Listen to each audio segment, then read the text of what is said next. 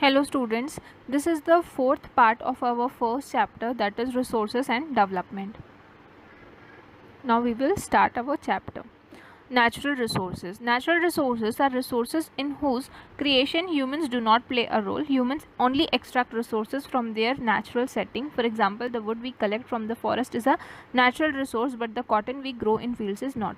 Similarly, the iron ore we mine is a natural resource, but the steel we make from it is not. अब देखिए यहाँ क्या बोला जा रहा है कि नेचुरल रिसोर्स क्या है जिसके क्रिएशन में ह्यूमंस का कोई भी रोल नहीं है, वो क्या है नेचुरल रिसोर्स। जैसे कि एग्जांपल क्या है, वुड, ठीक है, वुड जो फॉरेस्ट पे जो ग्रो कर रहा है, जो वुड्स जो फॉरेस्ट पे हैं, जो पेड़ जो वहाँ पर ग्रो किए हैं फॉरेस्ट पे, वो क्या है, एक नेचुरल रिसोर्स है, क्योंकि फॉरेस्ट को ग्रो करने में ह्यूमंस का कोई भी हाथ नहीं है। लेकिन कॉटन जो है जिसको फील्ड्स पे ग्रो कर रहे हैं, ठीक है, जिसको फील्ड्स पे ग्रो कर रहे हैं मतलब खेती कर रहे हैं, कॉटन की अगर खेती कर रही है, उसकी फार्मिंग की जा रही है, तो वो एक नेचुरल रिसोर्स नहीं है। उसी तरीके से आयरन ओर, ठीक है, जिसको हम लोग क्या करते हैं, आयरन ओर को माइन करके निकालते हैं, माइनिंग करके निकाला जाता है, वो आयरन ओर क्या है, एक नेचुरल रिसोर्स है। लेकिन इस आयरन ओर से बनने वाला स्टील जो है वो एक नेचुरल रिसोर्स नहीं है।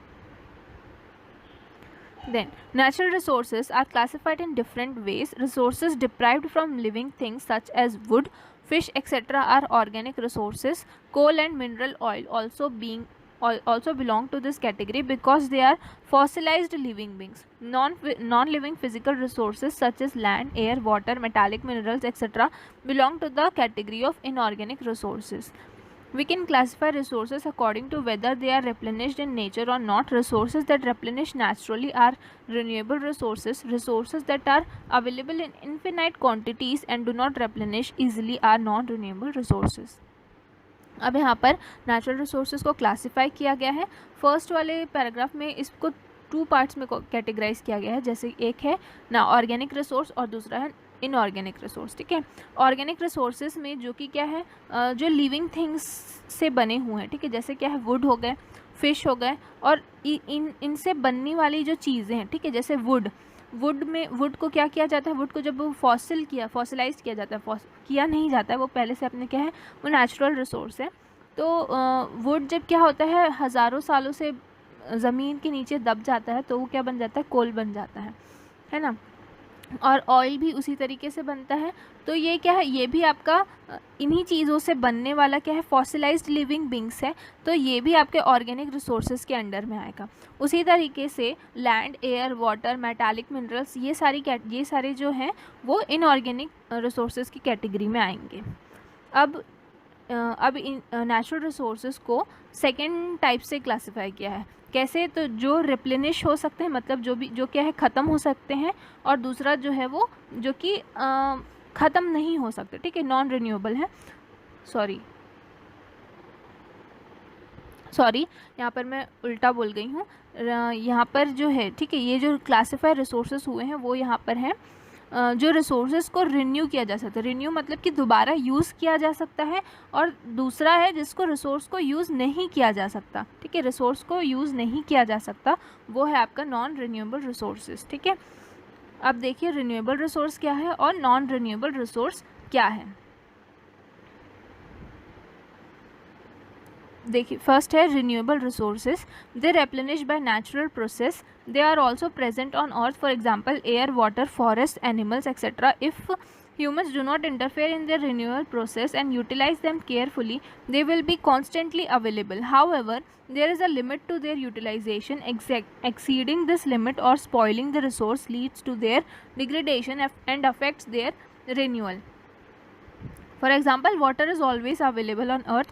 Water evaporates from the oceans and condenses as rainfall. Some of this rainfall seeps into the earth to replenish the groundwater. The rest flows into rivers and streams to reach the ocean. This endless cycle renews water. However, obstacles in the process disrupt the water cycle. For example, depletion of forest cover results in less water seeping into the earth. This affects the recharge of groundwater. The depletion of groundwater causes dug wells and bore wells to dry up. अब renewable resource क्या है, कि जो natural process से अपने आप को फिर से क्या कर लेता है, रीगेन कर लेता है, ठीक है। जैसे कि यहाँ पर आपको एग्जांपल के तौर पे वाटर का दिया गया है। वाटर क्या है, वाटर आप जो वाटर है वो क्या है आपके हमारे अर्थ में कॉन्स्टेंटली अवेलेबल है। कैसे अवेलेबल है, जब जब बारिश होती है, ठीक है, बारिश होती है तो वाटर क्या होता है, इकट्ठा होते हैं, इकट्ठा होते हैं और कुछ वाटर्स जो हैं वो क्या रिवर्स के थ्रू क्या करते हैं, रिवर्स के थ्रू जाते हैं और ओशंस पे जाके मिल जाते हैं। कुछ जो वाटर है, ठीक है, रेनफॉल हुआ तो वाटर फॉरेस्ट वगैरह में गए, फॉरेस्ट में गए तो वहाँ पर उसको क्या कर लिया गया, अब्जॉर्ब कर लिया गया।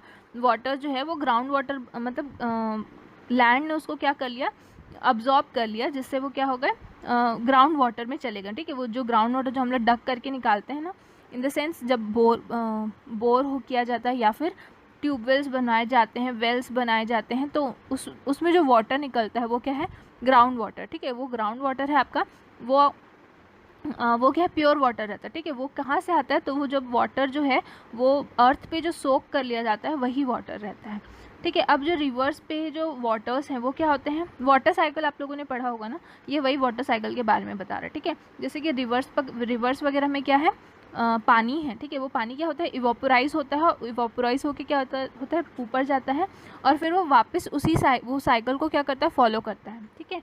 इवोपोराइज होके ऊपर चले गए, ऊपर से फिर वो बारिश के फॉर्म पे फिर से क्या होता है, जो वाटर है वो नीचे आता है, फिर से वो इवोपोराइज होता है और फिर से वो क्या होता है, ऊपर जाता है, फिर से वो ये जो साइकिल है वो क्या होता है, पूरा कंटिन्यूसली चलते रहता है, ठीक है। ये साइकिल जो है वो अपने आप को फिर से रिन्यू करता है। ये क्या है आपका रिन्यूएबल रिसोर्स में आएगा। अब ये जो रिन्यूएबल रिसोर्सेस है, ठीक है, उसमें भी अगर हम लोग कोई इसमें भी क्या हो रहा है, ऑब्स्टिकल्स बहुत ज़्यादा क्रिएट हो रहे हैं। कैसे क्रिएट हो रहे हैं, तो जो फॉरेस्ट है, फॉरेस्ट का डिप्लीशन, ठीक है, फॉरेस्ट को क्या कर दिया जा रहा है, काटा जा रहा है, तो उसके वजह से भी इनका जो प्रोसेस है, जो वाटर का जो रिन्यूअल प्रोसेस है वो बहुत ज़्यादा अफेक्ट हो रहा है। We release polluted water into our rivers. If the volume of polluted water is limited, then the organisms living in the flowing water have the capacity to clean up the pollution. However, we release excessive quantities of waste into our rivers. Nowadays, dams and irrigation canals also reduce the flow of water in rivers. When the rivers are unable to clean themselves, they turn into cesspools. We need to find other uses for this waste if we wish to arrest this pollution. For example, we can compost waste and recycle wastewater for use in gardens. We need to reuse and recycle industrial waste. We need to increase the volume of water in rivers to ensure that they do not die. We need to maintain the process of water renewal by preventing disruptions in the natural water cycle. अब देखिए यहाँ पर क्या बता रहा है, यहाँ पर आपको बताया था कि किस तरीके से फॉरेस्ट कवर जो है वो क्या हो रहा है, वाटर रिन्यूअल प्रोसेस में बहुत ज़्यादा अफेक्ट कर रहा है। उसी तरीके से जो यहाँ पर रिवर्स पे जो वाटर है, ठीक है, उसमें क्या है, इंडस्ट्रीज़ जो है वो अपना जो वेस्ट मटेरियल है वो रिवर्स पर ड्रेन कर रही हैं, जिसकी वजह से उसमें जो ऑर्गेनिज्म है, ठीक है, जो वाटर में जो ऑर्गेनिज्म रहते हैं, फ़िश हो गए या फिर जो भी लिविंग ऑर्गेनिज्म रहते हैं, एनिमल्स रहते हैं, फिशेस वगैरह, तो वो क्या करते हैं, उनके ऊपर ये कैपेसिटी रहती है कि वो कुछ हद तक जो पॉल्यूशन है उसको क्या कर सके, ठीक कर सके। मतलब जो पॉल्यूटेड वाटर है उसको वापस से वो क्या कर देते हैं, वो लोग नॉर्मल वाटर में चेंज कर देते हैं, फ्रेश वाटर पे चेंज कर सकते हैं। लेकिन बहुत ज़्यादा अमाउंट में अगर उनके पास में पॉल्यूशन आता है तो वो उस चीज़ को क्या है, नहीं कर सकते, ठीक है। एक्सेसिव क्वांटिटी पे अगर उनके ऊपर वेस्ट आ जाता है तो वो उस चीज़ को फिर से रिन्यू नहीं कर सकते हैं, ठीक है। जिसकी वजह से यहाँ पर क्या हो रहा है, पूरा का पूरा जो रिवर्स है, ठीक है, यहाँ पर आपको पिक्चर दी हुई है, पूरा जो रिवर्स है वो क्या हो रहा है, ड्रेन में कन्वर्ट होता जा रहा है, ठीक है। अभी यहाँ पर इसका यूटिलाइजेशन कैसे किया जा सकता है, वाटर का यूटिलाइजेशन, कि जो वेस्ट मटेरियल है उसको क्या कर दिया जाए, उसको रीयूज़ किया जाए मतलब वेस्ट मटेरियल से, जैसे जो रिसाइकल इंडस्ट्रियल वेस्ट है, कुछ वेस्ट मटेरियल निकल रहा है इंडस्ट्री से, उसमें कुछ ऐसा पार्ट होता है जिसको हम लोग क्या कर सकते हैं, फिर से रीयूज़ कर सकते हैं। उसको रीयूज़ करके जो वेस्ट मटेरियल है उसको कहीं और डंप किया जाए तो भी क्या है, वाटर साइकिल अच्छे से कंटिन्यू रहेगा और वहाँ पर जो वाटर है वो पॉल्यूट नहीं होगा। Hence, it is important to keep the renewal cycles of resources in mind if we wish to use them judiciously.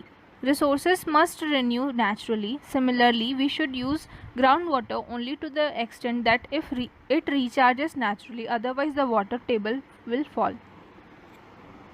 अब यहाँ पर क्या बताया गया है, अगर रिन्यूअल प्रोसेस में, ठीक है, रिन्यूअल प्रोसेस जो है वो क्या है, बहुत ज़्यादा इम्पॉर्टेंट है, ताकि अगर हम लोगों को क्या है अच्छे से अर्थ पर रहना है, तो ये क्या है, रिन्यूअल प्रोसेस जो है वो बहुत ज़्यादा इंपॉर्टेंट है। वरना एक ऐसा टाइम भी आएगा जब हम लोगों को क्या है, पानी की बहुत ज़्यादा कमी हो जाएगी, क्योंकि पॉल्यूशन जो है वो बहुत ज़्यादा बढ़ जाएगा। ठीक है, तो रिसोर्सेज को क्या है अपने आप से रिन्यू होना क्या है, ज़रूरी है, क्योंकि फिर वो ग्राउंड वाटर भी, ठीक है, जो हम लोग पानी पीते हैं ग्राउंड वाटर का या फिर किसी का नदी का या उसका, तो वो क्या है अपने आप में अगर रिन्यू नहीं होगा तो वो क्या हो जाएगा, बहुत ज़्यादा पॉल्यूट हो जाएगा, जिसकी वजह से किसी भी नेचुरल रिसोर्स का क्या है, मतलब यहाँ पर ये बोला गया है कि हर एक नेचुरल रिसोर्स का क्या है, एक रिन्यूअल प्रोसेस है। वो रिसोर्स, वो उस प्रोसेस पे हम लोगों को क्या है, उस प्रोसेस पे कोई भी अफेक्ट नहीं होना चाहिए अगर हम लोगों को अच्छे से अर्थ पर रहना है। आपका नेक्स्ट टॉपिक है नॉन रिन्यूएबल रिसोर्सेज, इसको हम लोग अपने नेक्स्ट पार्ट पे पढ़ेंगे। ठीक है, थैंक यू।